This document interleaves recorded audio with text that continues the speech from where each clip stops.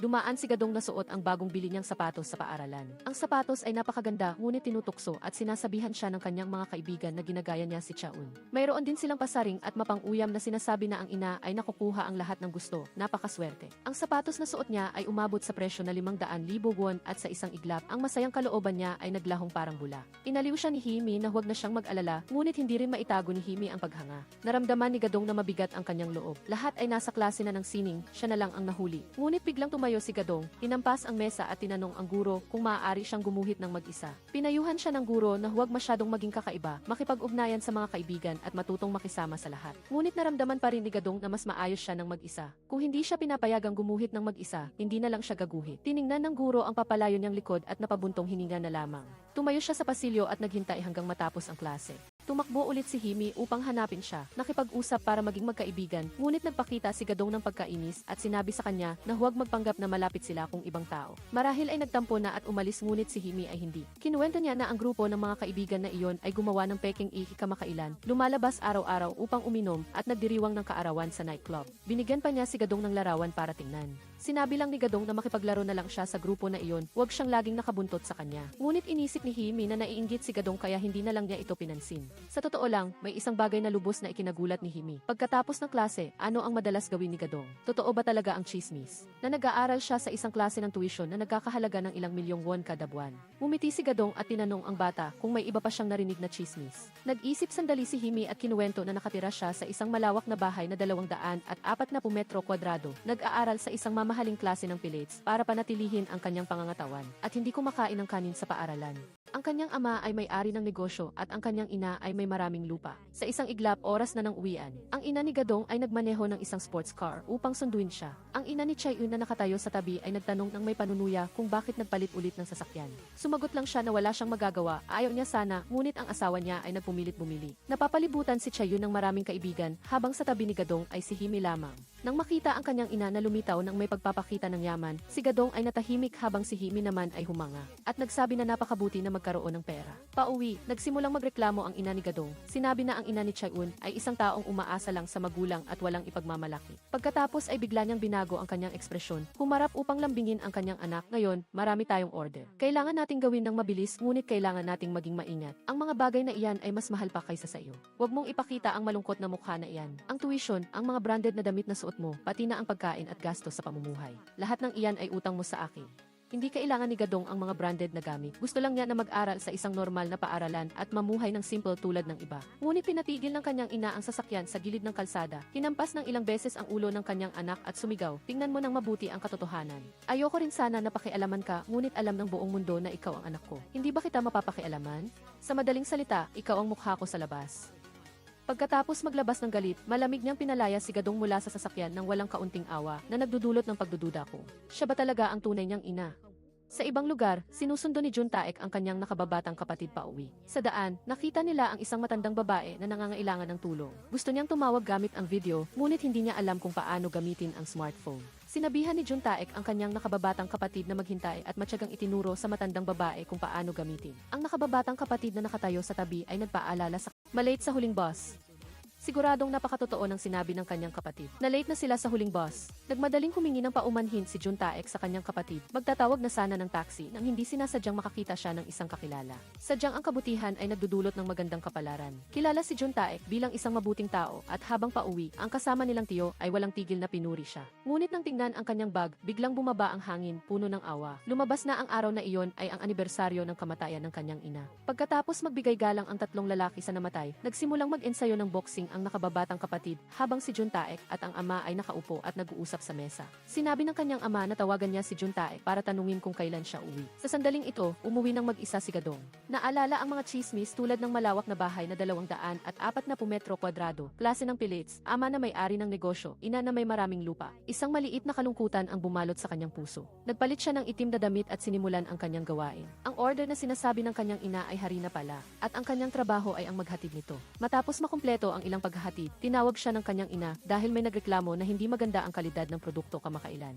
Ang pinagmulan ng produkto ay tiyak na walang problema, kaya nasaan ang pagkakamali. Sa paulit-ulit na pag-iisip, bawat paghahatid ay maingat na selyado. Kung may sinumang gumalaw, tiyak na mapapansin ng customer.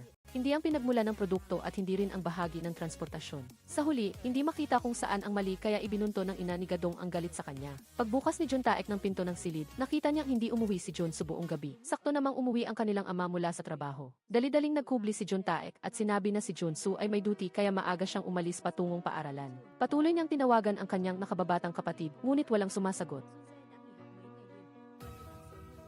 Hindi rin siya makontak. Nang magsimula ang klase, bago pa man makapagturo ang guro, may dumating at nagsabing nasa ospital ang nakababatang kapatid ni John Taek. Agad siyang tumakbo. Sa ospital, nakikipagtalo si Junsu sa isang babae. Dali-daling nagtanong si John Taek kung ano ang nangyari. Lumabas na sinaktan ni Junsu ang anak ng babae kaya na ospital. Inaasahang gagaling sa loob ng 4 na linggo. Nag-alala si John Taek at humingi ng tawad, ngunit si Junsu ay hindi sumuko at iginiit na ang kalaban ang unang nagdulot ng gulo. Hindi rin nagpakababa ang inang iyon, nagsasalita ng may mapait na panunuya, hinila pa ang katotohanan na wala silang ina. Hindi nakakapagtakang sinaktan ang kanyang anak at kung hindi naawat ni John Taek, baka sinaktan na rin ni Junsu ang babae. Gayunpaman, mali ang manakit ng tao, kaya yumukod si John Taek at humingi ng tawad. Ngunit ang kalaban ay lalong umabuso, humihingi ng 2 milyong won para sa bayad pinsala, kung hindi, magsasampa sila ng kaso para ikulong si Junsu. Samantala, buong gabi naghatid ng order si Gadong, pagod na pagod kaya nakatulog sa mesa. Gayunpaman, sa paningin ng iba, ang larawan na iyon ay naging patunay na nag-aaral siya sa isang mamahaling klase ng enrichment. Nanawalan na siya ng interes sa kanyang mga aralin sa paaralan. Pagkatapos ng klase, isang grupo ng mga kaibigan ang pumalibot kay Chaeun, naglabas ng telepono at kumuha ng mga larawan. Maganda ang pagkakakuha ng larawan. Ngunit hindi sinasadyang kasama si Gadong sa frame. Ayos lang kay Chaeun dahil hindi malinaw ang mukha ni Gadong. Nais ng isang kaibigan na kunan ng larawan ang sapatos na may branded ni Chaeun. Ngunit sinabihan ni Chaeun ang kaibigan na kunan na lang si Gadong. Agad na itinutok ng kaibigan ang kamera kay Gadong, tumatawa at sinasabing ito ang sikat na branded queen ng paaralan. Puro branded ang buong katawan. Sa kasamaang palad, hindi nakasara ang zipper ng bag ni Gadong. Nausisa ang kaibigan at naglagay ng kamay, kumuha ng isang wallet, ngunit nahulog ito sa lupa. Pagtingala, nakita niyang gising na si Gadong. Malamig na inutusan ni Gadong ang kaibigan na burahin ang video, ngunit tumanggi ito. Sa isang iglap, sumugod si Gadong at ang kaibigan ay sumugod din upang lumaban. Sa kabutihang palad, dumating ang guro sa oras kaya hindi lumala ang sitwasyon. Gayunpaman, sinisi ng guro si Gadong, isang video lang, kailangan bang sirain ang telepono ng iba? Sinubukan ni Gadong na magpaliwanag, ngunit hindi nakinig ang guro at nagtanong patungkol sa mga papel na nakakalat. Ano ang ligtas na transaksyon? Ano ang iyong itinitinda? Nanahimik siya, agad na hiniling ng guro ang numero ng telepono ng magulang. Nag-aalalang nagtanong si Gadong, ano po ang gagawin ninyo? Sumagot ang guro, ano pa ba? Sinira mo ang telepono ng iyong kaibigan, kailangan mong magbayad. Sinabi niya na may pera siyang pambayad, hindi kailangang tawagan ang magulang, at nangako rin siyang kusang loob na hihingi ng tawad sa kanyang kaklase. Sa sandaling iyon, biglang sumugod si Himi at sinabing hindi sinasadya niyang nabangga ang kamay ni Gadong kaya nahulog ang telepono sa lupa. Nang marinig iyon, pinayagan na ng guro si Gadong ngunit kailangan pa ring magbayad ng bayad pinsala. Sinabi niya na pag-aaralan niya ang paraan ng pagbabayad at pinabalik na ang dalawa sa kanilang klase. Paglabas ng guidance office, tinawag ni Gadong si Himi at tinanong, ano ang ibig mong sabihin? Bakit ka nagsinungaling? Umiti lang si Himi, kailangan pa bang ipaliwanag iyan? Dapat magtulungan ang magkaibigan. Hindi alam ni Gadong kung paano magpasalamat, ngunit inukit na niya iyon sa kanyang puso. Sinabi niya na siya ang magbabayad ng bayad pinsala. Hindi na kailangang mag-alala ni Himi. Pagkatapos ng insidente, naging mas malapit pa silang dalawa. Sa totoo lang, hinangaan ni Himi si Gadong hindi lang dahil sa pera kundi dahil din sa nagawa niyang mamuhay ng siya mismo, nang walang pakialam sa tingin ng iba. Isang bagay na hindi pa nagawa ni Himi. Kahit patay na ang kanyang mga magulang, kailangan pa rin niyang magpanggap na buhay sila para hindi siya kutyain ng tao. Nang makita ang pagiging prangka ni Himi, nagbukas din ng loob si Gadong at sinabing hindi rin naman siya mas masaya. Lahat ay puro kasinungalingan.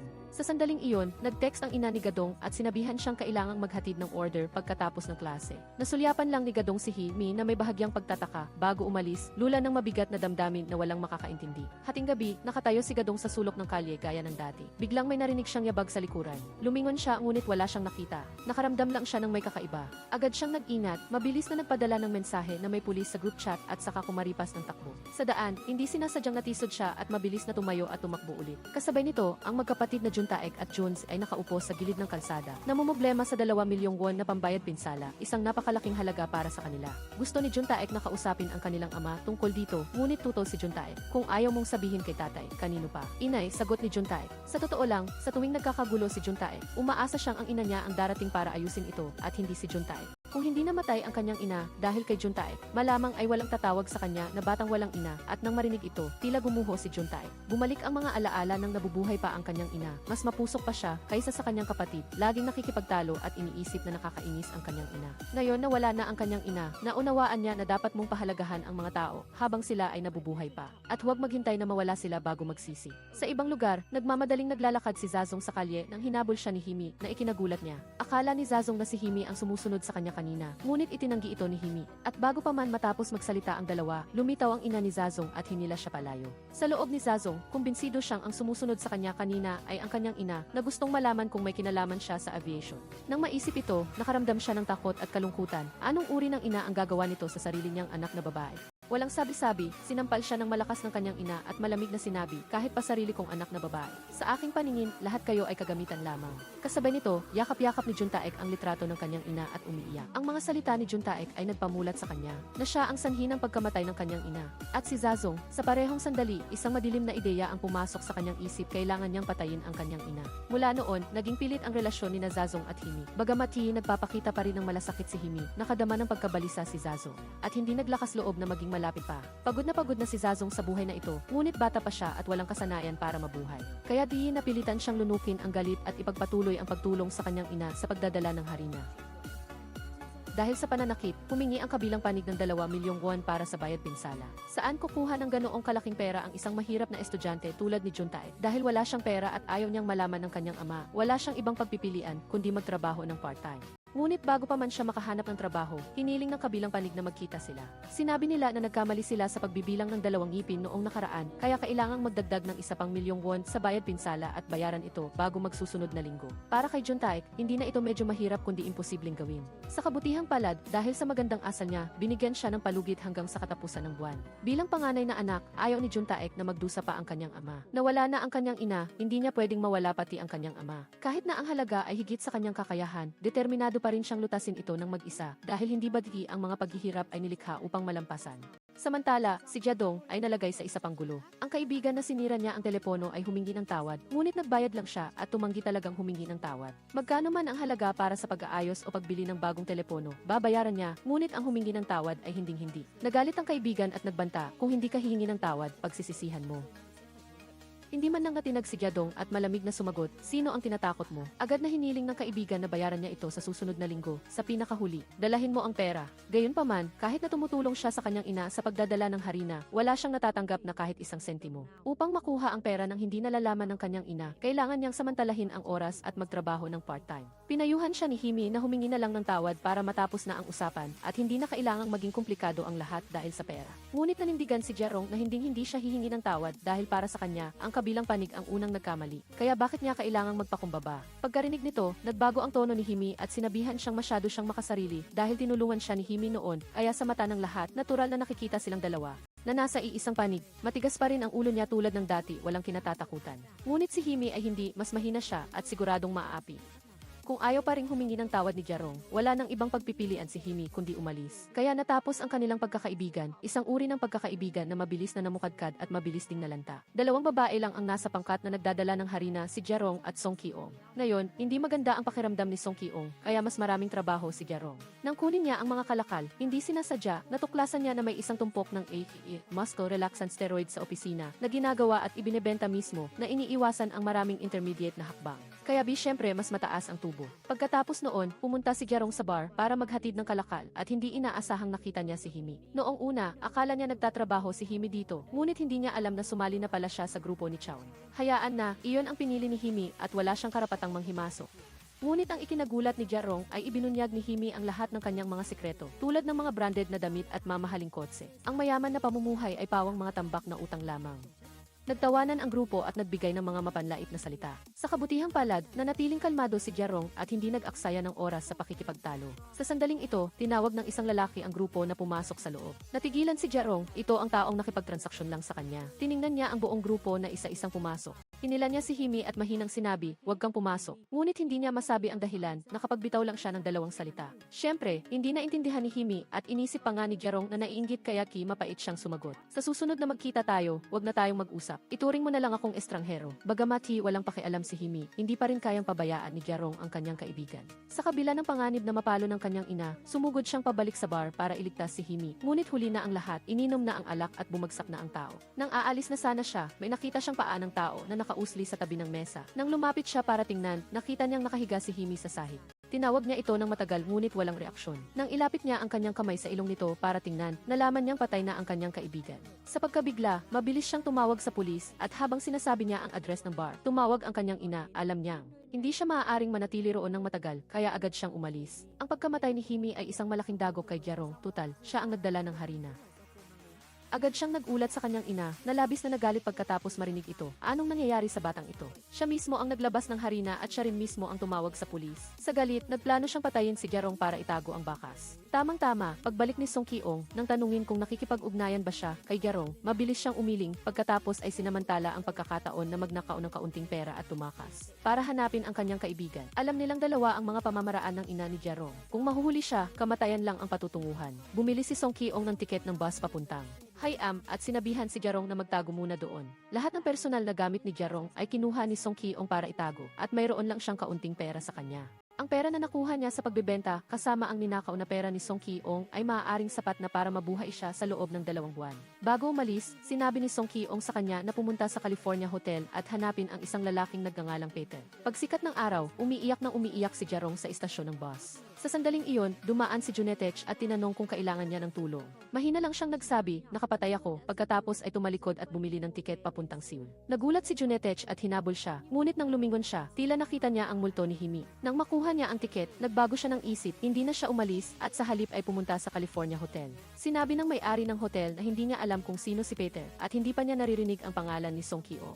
Sinabi lang niya na kung gusto niyang umupa ng kwarto, bumalik siya ng 6 ng gabi. Dahil wala na siyang mapuntahan, naghanap na lang siya ng makakainan habang naghihintay. Nagkataon, ito ang hamburger restaurant kung saan nagtatrabaho ng part-time si Junetech. Nag-order si Gyarong ng hamburger at humiga sa mesa, pagod na pagod at wala nang lakas mag-isip. Sa unang pagkakataon, talagang naramdaman niya ang pagkaubos, parehong pisikal at emosyonal. Samantala, nagsimula na ang investigasyon ng pulisya. Nagbigay ng pahayag ang mga kasama ni Himi na uminom lang sila ng alak at walang ginamit na iba. Mayroong mga nasa hustong gulang at menor de edad sa grupo na nagpapahirap sa kaso. Napakakaunti ng impormasyon na nakuha. Nalaman lang na nagkaroon ng alitan si Himi sa ilang babae at ang nag-ulat ng krimen ay gumamit ng dummy card. Samantala, si Gyarong pagkatapos umidlip, nagising at nakitang malapit na ang 6 ng gabi kaya mabilis siyang nagmadali patungo sa hotel. Kaya hindi niya namalayan na nahulog ang kanyang pera. Nang matanggap ni Junetech ang pera, wala na siya. Dumating si Gyarong at nag-check-in ngunit tinanggihan dahil wala siyang Sa sandaling iyon, may isa pang panauhin na dumating para mag-check-in. Tumayo siya sa gilid at nakita niyang may taong palihim na pumasok sa back door.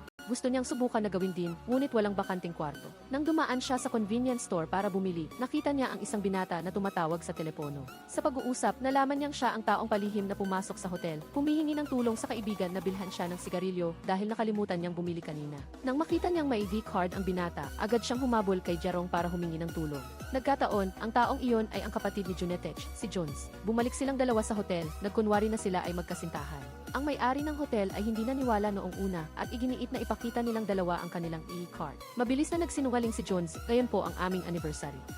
Sandaling nag-atubili ang may-ari at pagkatapos ay labag sa loob na pumayag na paupahan sila ng kwarto. Bagamat may matutuluyan na si Gyarong, hindi pa rin niya napapansin na nawawalan siya ng pera. Pagkagising lang niya kinaumagahan niya nalaman at ilang lugar lang ang pinuntahan niya at ang unang lugar na pumasok sa isip niya ay ang hamburger restaurant. Sumugod siya sa restaurant para hanapin ito at nagkataon na nandoon din si Junetech. Gayunpaman, may lumabas na kaunting problema, malinaw na nilagay niya ang pera sa kanyang bulsa, ngunit ngayon ay hindi niya ito makita. Sa simula, sinabi ni Narong na babalik siya para kunin iyon at kung hindi pa rin niya makita, tatawag siya sa pulisya. Sa kanyang pagbalik sa hotel, hindi sinasadyang nakita niya si Jun Seok na inaaresto, kaya nagmadali siyang nagtago. Iyon pala ay tungkol sa peking AC card, kaya lalo siyang natakot magpakita at habang nagbabalak siyang tumakas, nakita siya ni Jun Seok. Sinabi niya na pinilit siya ng iba na mag-back out at mapapatunayan iyon ni Narong. Malinaw na gusto niyang suklian siya nito. Samantala, ini-interview ng pulisya si Hayun. Tungkol sa pagpunta at pag-alis sa nightclub at pag-inom, sinabi ng nanay ni Hayun na alam niya, malapit na ang pagsusulit, na stress ang anak niya at ako. Ang nagsabi sa kanya na mag-relax ng kaunti. Tungkol naman sa mga lalaking kasama niyang uminom, sinabi niya na lahat sila ay unang beses nilang nagkita at hindi niya sila kilala noon. Kung ganoon, dumiretso ang pulisya sa pangunahing punto. Alas 12:10 pumasok sila sa pribadong silid. Pagkatapos ng 50 minuto ay umalis sila. Naiwan si Himi mag-isa kasama ang ilang lalaki. Mga bandang 1:30 ng madaling araw, bumalik sila ulit. Sa loob ng 30 minutong pag-alis na iyon, ano ang ginawa nila? Sumagot ang abogado ni Hayun, nagtungo sila sa banyo at sa convenience store. Mapapatunayan iyon ng kamera roon. Nagpatuloy ang pulisya sa pagtatanong, bago sila umalis, buhay pa ba si Himi? Sumagot si Hayun ng, ang problema ay bakit nila iniwan si Himi mag-isa? Sa totoo lang, nakita niya noong nilagyan ng droga ng lalaki ang baso. Nagbalak siyang magdahilan na pupunta sa banyo para umalis, ngunit hindi pinayagan ng lalaki dahil sa takot na tumakas sila. Sinabi niya kay Himi na manatili at dinala ang iba palabas. Paglabas niya, nakita niyang naubos na ni Himi ang alak sa baso. Ngunit hindi niya masabi ang totoo dahil kung ganoon, kailangan din niyang panagutan ang isang bahagi ng kamatayan ni Himi. Sinabi lang niya na si Himi mismo ang gustong manatili. Nagduda ang pulisya, narinig nilang nag-away sila ni Himi. Naeskandalo si Hayun, sinabing ang mga lalaking iyon mismo ang pumatay kay Himi at gusto pa nilang isisi sa kanya ngayon. Nakita ko mismo na nilagyan nila ng droga ang alak. Alam kong may droga sa alak pero iniwan ko pa rin ang kaibigan ko. Dahil dito, lalong nagduda ang pulisya. Bago pa man siya makapagpaliwanag, hiniling ng nanay ni Hayun na itigil muna ang interview. Kasabay nito, dumating si Narong sa istasyon ng pulisya upang tumestigo para kay Junseok. Dahil hindi na kontak ng pulisya ang tatay ni Junseok, balak nilang tawagin si Junseok. Ngunit mariing tumutol si Junseok, mas gugustuhin pa niyang makulong kaysa malaman ng kanyang kapatid ang tungkol dito. Dahil ang pera na nawala kay Junseok ay ninakaw niya at nadiskubre iyon ni Junseok sa pamamagitan ng tip. Nang tumawag ang istasyon ng pulisya, agad na dumating si Junseok upang ayusin ito. Mabuti na lang at hindi siya pinatawan ng parusa, kung hindi ay talagang mag-aalala siya hanggang sa mamatay. Sa kanilang pag-uwi, nagkita silang muli ni Narong, hiniling niya kay Junseok na ibalik ang pera, at si Junseok ay naroon din. Tinanong ni Junseok ang kanyang nakababatang kapatid kung nasaan ang pera at sumagot ito na ibinigay niya sa taong kanyang nasaktan at naospital. Pagkarinig nito, nagalit si Narong, iyon daw ang buong kayamanan niya, malapit na ang deadline sa pagbabayad ng upa, saan siya titira kung wala siyang pera. Agad na sinabi ni Junseok na may paraan, may bakanting bodega sa bahay niya, maaari siyang tumira doon pansamantala. Hindi pumayag si Narong, sinabing kung hindi niya ibabalik ang pera bago magdilim, tatawag siya sa pulisya. Hindi rin nagpatalo si Junseok, nagbanta siyang isusumbong siya dahil umupa siya ng hotel ng walang e-card. Samantala, sinimula ng pulisya ang pag-imbestiga kay Narong dahil nagbigay si Hayun ng palatandaan na nagpakita rin siya sa nightclub noong araw na iyon. Masyadong mapagkunwari si Narong, palagi siyang nagpapanggap na mayaman, nagdadamit siya ng branded sa paaralan, at sa nightclub naman ay nakasuot siya ng punit-punit na damit sa ilalim. Ang detalye ng punit-punit na damit sa ilalim ay nakakuha ng atensyon ng pulisya dahil ang mga kabataan na pumupunta sa club para magsaya ay karaniwang nagdadamit ng sunod sa uso tulad ni Hayun. Ano ang ibig sabihin ng pagsusuot ng itim na damit mula ulo hanggang paa? Medyo kakaiba din ang mga lalaking sangkot kapag binabanggit si Narong, nananahimik sila na nagpaduda sa pulisya na may kinalaman siya sa pulbura drug. Gayunpaman, nang tawagan nila ang nanay ni Narong, sinabi nito na may sakit ang kanyang anak at nasa bahay ng kanyang tiya. Hindi pa siya makikipagtulungan sa investigasyon pansamantala, balak ng pulisya na pumunta sa bahay, ngunit hindi sinasadyang nakita nila ang nanay niya. Ngunit mas mahirap itong harapin kaysa sa nanay ni Hayun, hindi talaga ito nakikipagtulungan, humiling pa ng search warrant bago papayagang pumasok. Talagang kakaiba ang nanay ni Narong, hindi siya nag-aalala na tumakas ang kanyang anak, pera at pulbura drug lang ang pinapansin niya. Kasabay nito, tumawag si Narong at nag-iwan ng voice message kay Song Kyum, nakita na niya ang hotel, ngunit wala namang Peter doon. Ang tawag na ito ay hindi dapat ginawa dahil kung malalaman ng nanay ni Narong si Song Kyum, tapos na ang buhay nito. Babalik na sana si Narong sa hotel para magpahinga nang matuklasan niya na may pulis sa harap ng pinto. Nagtago siya sa gilid at nakinig at nalaman niya na may nagsumbong sa hotel na nagpapapasok ng menor de edad. Agad niyang naisip si Junseok, sobrang sama talaga, hindi pa nga siya nakatawag sa pulisya. Nauna na siyang kumilos. Nagmamadali siyang nagpunta sa hamburger shop para hanapin si Junseok. Sinabi ng empleyado na wala siya doon at nasa hardin ng gulay. Walang pag-aalinlangan, galit siyang naglakad doon at sinigawan ito na walang hiya. Nagnakaw na ng pera, isinumbong pa siya. Naguguluhang sinabi ni Junseok na hindi siya tumawag sa pulisya at humingi ng paumanhin dahil sa abala, nangako siyang susubukan niyang ayusin para maibalik ang pera sa lalong madaling panahon. Nagbabalak siyang magalit nang may hindi inaasahang nadiskubre si Narong sa hardin ng gulay, puro marijuana pala ang itinanim. Ang 1 kilo ng marijuana ay nagkakahalaga ng daan-daang milyong won para sa mga teenager na kapos sa pera at walang magawa sa paghahanap buhay. Iyon ay isang tukso na hindi kayang labanan. Agad na binago ni Narong ang kanyang saloobin, sinabing maaaring bayaran ang utang ng paunti-unti, ngunit kailangan niya ng matutuluyan, iyon ay ang bahay ni Junseok. Ang kanyang aktibong saloobin ay ikinagulat ng kaunti kay Junseok. Ngunit pag-iisip ulit, ito na ang pinakamahusay na solusyon sa kasalukuyan. Binalaan niya ang kanyang dalawang nakababatang kapatid na huwag sabihin sa kanilang tatay ang tungkol dito. Kahit na mahirap ang kalagayan, maaari pa rin siyang tumira pansamantala. Ang kanilang tatay ay umaalis para magtrabaho ng 6 ng gabi at umuuwi ng 9 ng umaga. May 2 araw na pahinga bawat linggo. Kailangan lang ni Narong na maging flexible para maiwasan siya. Sa gabi, naghahanap siya ng balita online tungkol sa kaso ng mag-aaral sa high school sa nightclub. Tanging mga pangunahing balita lang ang inilathala ng pahayagan, walang bagong pag-unlad. Sumikat ang araw, nag-aral ang 3 magkakapatid at lumabas si Narong para kumain ng carbohydrates. Lumipas ang mga araw kapag walang tao sa bahay. Palihim na lumalabas si Narong para mag-aktibidad at kapag may tao naman, nagtatago siya sa silid. Hindi rin siya naging walang ginagawa sa panahong ito. Naghahanap siya online ng mga paraan para magtanim ng cannabis para mabilis. Ang ani, pagkatapos ay pumili ng isang magandang araw, nagsuot ng sombrero at umalis. Sa paaralan, nagpapalaganap ang paaralan tungkol sa mga masamang epekto ng drug.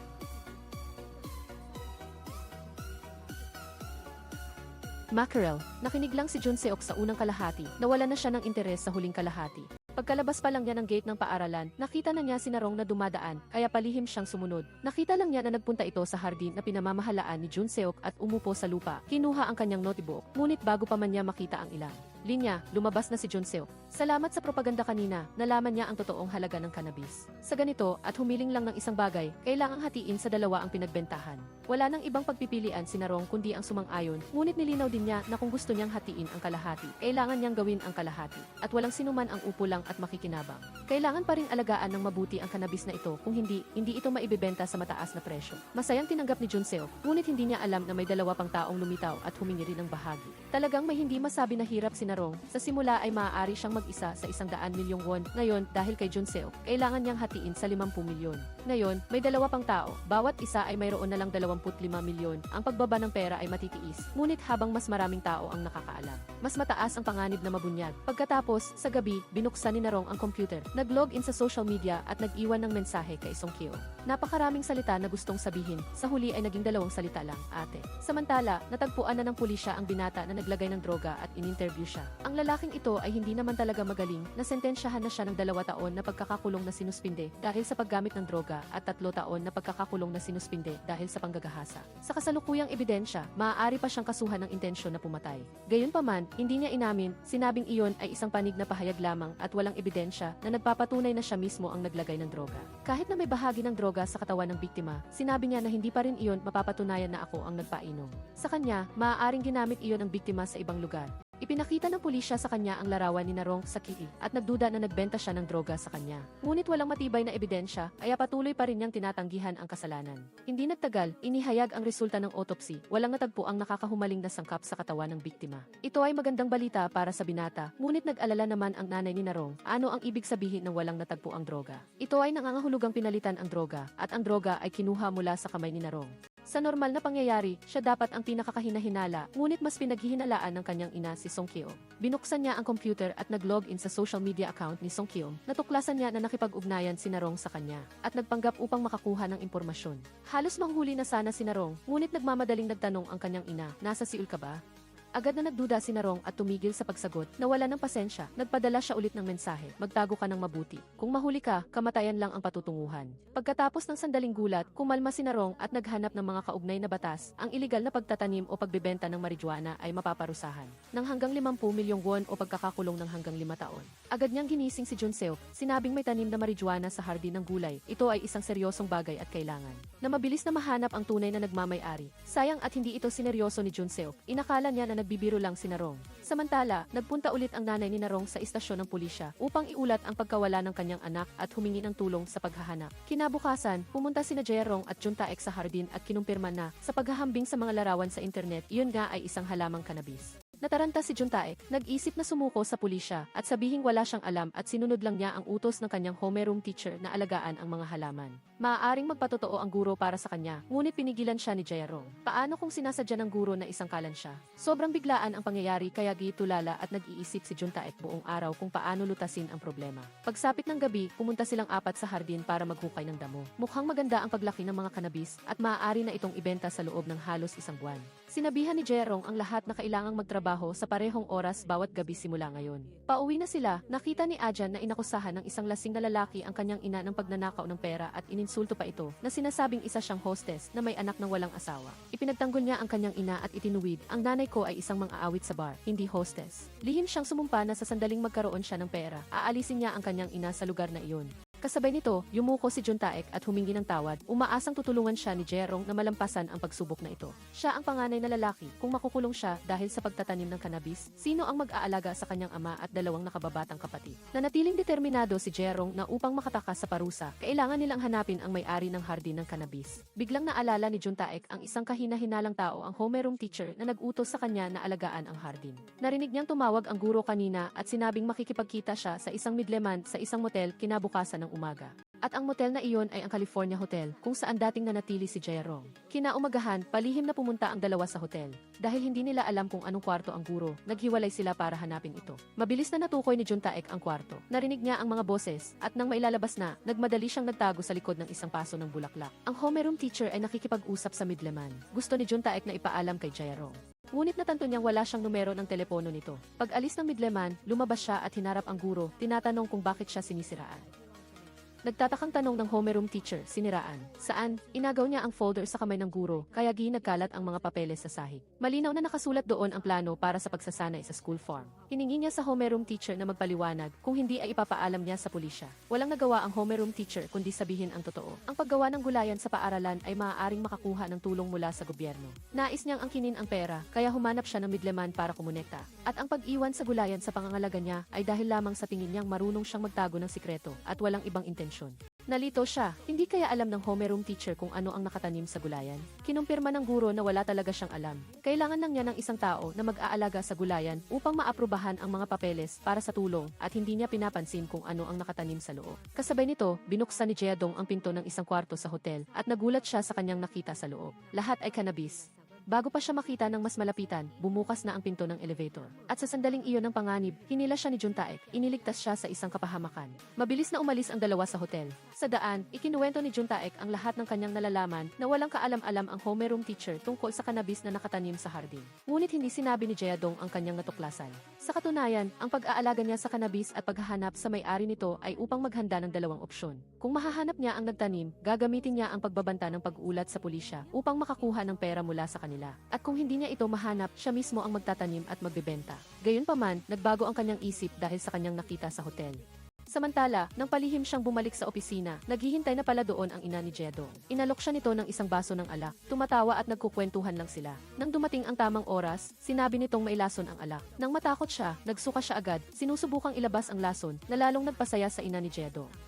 Biglang nagbago ang ekspresyon nito na sinasabing biro lang ang nangyari. Ngunit kung hindi niya sasabihin ang kinaroroonan ni Jeadong, ang susunod na baso ng alak ay totoong lason na. Kinagabihan, nagtanong si Jeadong kay Junze tungkol sa hotel, lalo na ang pinakamataas na palapag. Bagaman paminsan-minsan lang pumupunta si Junze doon. Alam niya na ang pinakamataas na palapag ay karaniwang para lamang sa mga ihi at karamihan ay umuupa ng kwarto taon-taon. Inalok ni Jeadong si Junze na magtulungan silang nakawin ang cannabis sa palapag na iyon. Interesado si Junze dahil medyo pamilyar siya sa lugar. Bagamat maraming kikis doon, karamihan ay peke.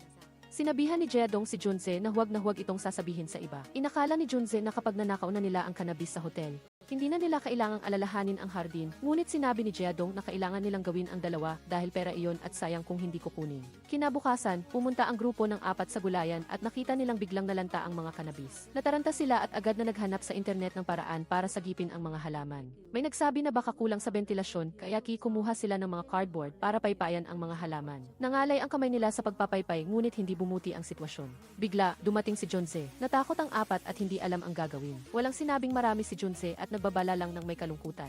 Na huwag na silang babalik doon simula ngayon kung hindi ay ipapatawag niya ang pulis. Nagmadaling sumunod si Jeadong para magpaliwanag ngunit ayaw makinig ni Junze. Gusto niyang magtanim kaya sagipin niya ang kanyang tanim. Ngunit huwag na lang niyang isama si Junze. Maagang natulog si Jeadong ng gabing iyon. Hindi niya alam kung paano haharapin si Junze. Kasabay nito, bumili ng fried chicken ang tatay ni Junze. Habang dumadaan siya sa kwarto ng kanyang anak, wala siyang nakita. Napatingin siya sa katabing kwarto, ang kwarto ni Jeadong. Binuksan niya ang pinto at may nakitang hugis ng tao na nakahiga sa sahig. Akala niya naglalaro ng tagutaguan ang kanyang anak, ngunit nang mahawakan niya, unan lang iyon. Nang aalis na sana siya, nakita niya ang isang taong nagtatago sa sulok. Hinila niya ang kumot at agad na nagulat. Nang makita ang isang estrangherang babae sa loob ng bahay. Sakto, dumating sina Junzi at Chonze. Nang makita nilang nahuli si Jiadong, inamin nila na wala siyang mauwian kaya gihipan samantalang nanunuluyan siya doon. Nagpapakita ng paggalang si Jiadong at hindi nagbanggit ng tungkol sa pera. Pakiramdam ng tatay ni Junze ay hindi nararapat ang pagtira ni Jiadong doon dahil puro lalaki ang nasa bahay. Kaya gihipinayuhan niya ito na kung wala siyang mapupuntahan. Tutulungan niya itong humanap ng shelter.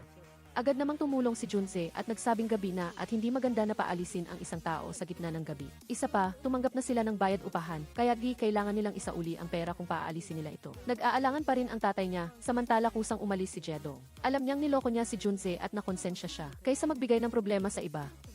Mas mabuti pang siya na lang ang magtiis. Sinundan siya ni Junze at tinanong kung saan siya pupunta sa gabi. Sumagot lang siya, saan pa ba, kundi sa hotel. Hindi alam ni Junze ang sasabihin, kaya tinulungan na lang niya itong tumawag ng taxi. Habang naghihintay, humingi ng tawad si Jiadong sa paglilihim tungkol sa gulayan. Ginawa lang niya ito dahil wala siyang ibang pagpipilian. Hindi nagalit si Junze, humiling lang siya na huwag na siyang isama sa gulo. Dumating na ang taxi. Nagpaalam ang dalawa, bumaba si Jiadong sa hotel, ngunit ang problema ay kung paano mag-check-in. Wala siyang AC. Sa kabutihang palad, mabait ang may-ari ngayon at hindi nagtanong ng tungkol sa mga dokumento at agad na sinimulan ang proseso. Ang dahilan ay dahil nauna nang sinabi ng kanyang nakatatandang kapatid. Agad niyang nakilala na si Junho iyon at tinawagan niya agad ang kapatid niya at ikinuwento ang tungkol sa cannabis. Pinayuhan siya ni Junho na huwag magpadalos-dalos dahil mapanganib ang mga nagtatanim ng cannabis. Manatili lang siya sa hotel at makipag-ugnayan sila ng madalas. Pagkatapos nilang magbaba ng telepono, agad na nakipag-ugnayan si Junho kay Peter. Sinunod niya ang utos nito. Naibunyag ang kasalukuyang lokasyon ni Jiadong sa kanyang ina. Kinaumagahan, apat pa rin sila sa gulayan. Ngunit napalitan na ni John Tich si Junze. Si John Tich ang in charge sa mga gulay sa Hardin at ang tatlo naman ay in charge sa cannabis. Walang makikialam sa trabaho ng iba. Nalungkot ang tatlo habang tinitingnan ang nalalantang cannabis. Nagpaalala si John Tich na baka mali ang ginamit nilang pataba, kaya agad nilang pinalitan ito. Kasabay nito, dumating ang ina ni Jiadong at naghanap kay Hyjin sa lahat ng dako. Ngunit bago pa niya makita ang kanyang anak, binigyan na siya ng tatay ni John Tich ng parking ticket. Sa kabutihang palad, hindi sila nag-usap ng matagal sa gulayan. Matapos palitan ang pataba, hinila ng tatlo si John Tich para maghanap ng building. Sa simula, ang intensyon lang nila ay magplano ng pagbebenta ng cannabis, ngunit lalo silang nasisiyahan sa paglalaro at binaliwala na ang plano. Kahit matanda na si Jiadong, ito pa rin ang unang beses niyang lumabas at naglaro ng ganoon. Nabasa ang kanilang mga damit at buhok, kaya kinailangan nilang maghanap ng lugar para magpalit at maglinis. Pagkatapos maglinis, naalala na rin nila ang plano. Ang unang problema na kailangan nilang lutasin ay ang pagpapatuyo. Ang bodega ni Nam ay walang laman at bihira lang may pumupunta roon, kaya napakaganda itong gamitin para patuyuan ng cannabis. Uminom at nagkwentuhan ang apat. Sa loob lang ng maikling panahon, tatlo na ang nalasing at nakatulog. Si Jiadong na lang ang gising. Sinakay niya si Azan sa taxi. Habang iniisip niya kung paano iwi si John Tich, bigla itong tumakbo. Nahirapan si Jiadong sa paghahabol at nauwi lang ito sa paghila sa kanya ni John Tich pababa sa lupa. Nakahiga at nakatanaw sa mga bituin. Samantala lasing, ginamit ni John Tich ang pagkakataon na umamin ng pag-ibig sa kanya. Ito ang unang pagkakataon na naranasan ni Jiadong ang ganito, kaya hindi niya alam kung paano tutugon. Pagkalipas ng ilang sandali, bumalik siya sa hotel. Nang isara pa lang ang pinto ng elevator, dumating naman ang kanyang ina. Halos magtagpo ang dalawa. Kinaumagahan, nagising si John Tich na nalilito. Wala siyang maalala sa nangyari kagabi. At hindi rin niya alam kung paano siya nakauwi. Biglang may sumagi sa isip niya na malabong mga larawan hinila niya si Jiadong para tanawin ang mga bituin. Tiningnan niya ito ng may pagmamahal at pagkatapos ay sinabi, "Wala ang tatay ko mamaya. Pumunta ka sa bahay namin para tumira." Sa pag-iisip nito, gusto na lang niyang magtago dahil sa mga sinabi niyang iyon. Pagkatapos ng ilang sandali, dumating ang tatay ni Nam sa paaralan at gustong dalhin ang kanyang anak sa Seoul upang manirahan. Paulit-ulit na itong nabanggit. Dati, hindi siya umalis dahil kailangan niyang alagaan ang kanyang lola. Ngunit ngayon ay pumanaw na ang lola. At bilang isang estudyante sa high school, wala siyang sapat na pera para sa tuition at gastusin sa pamumuhay. Para sa iba, ito ay maaaring isang magandang pagkakataon na pumunta sa isang malaking lungsod upang mag-aral sa isang mas mahusay na kapaligiran at magkaroon ng mas malawak na kinabukasan. Ngunit siya ay mariing tumangging umalis.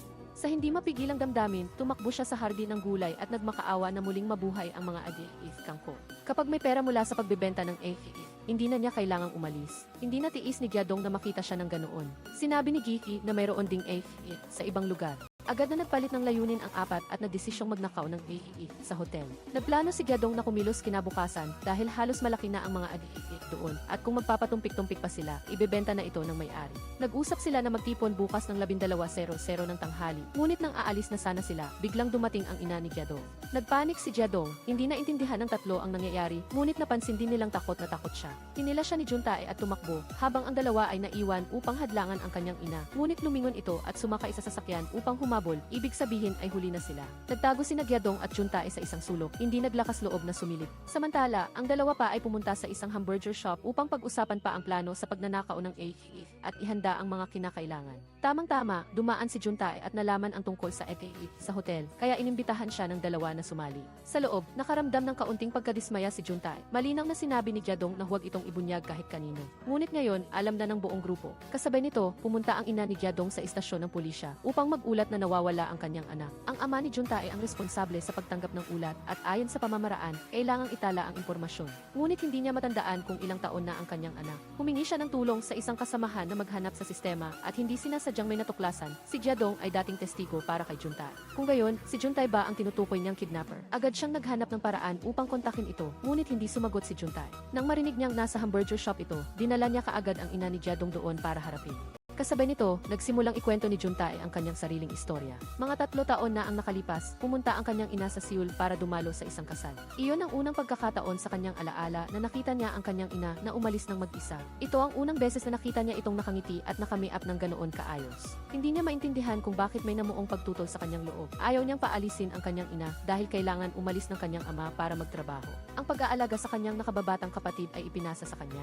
Sabi ng ama niya, 1 oras lang siya aalis at babalik, ngunit nag-aatubili pa rin si Juntae. Gusto lang niyang lumabas at makipaglaro sa mga kaibigan. Sabi ng kanyang ina na maging mas responsable siya, huwag lang isipin ang sarili kundi isipin din ang pamilya. Padabog siyang sumagot at umalis sa kabila ng pagpapayo ng kanyang ina. Umiiyak ang kanyang ina habang tumatawag upang magsorry sa kaibigan. Sinabing malilate siya ng kaunti. Dahil sa pagmamahal sa anak, pinalampas niya ang unang biyahe at sumakay sa kasunod. Ngunit sa kasamaang palad, ang bus na iyon ay naaksidente. At si Juntae ay tuluyang nawala ng ina mula noon. Sa parehong sandali, dumating na ang ama ni Juntae at ina ni Gyadong sa hamburger shop. Kahit umalis na si Juntae, hindi pa siya nakakalayo kaya naabutan din nila ito kaagad. Pagkakita ng ina ni Gyadong kina Ajan at sa kaibigang lalaki roon, alam niyang tama ang pinuntahan niya, ngunit ikinagalit niya lang ay wala roon si Gyadong. Tamang-tama, tumawag ang kasamahan mula sa istasyon ng pulisya sa ama ni Juntae. Nag-uulat na kasama ni Juntae si Gyadong. Naglalakad sila sa kalsada, may pulis sa harap at ang ina ni Gyadong sa likod, kaya napaligiran sila.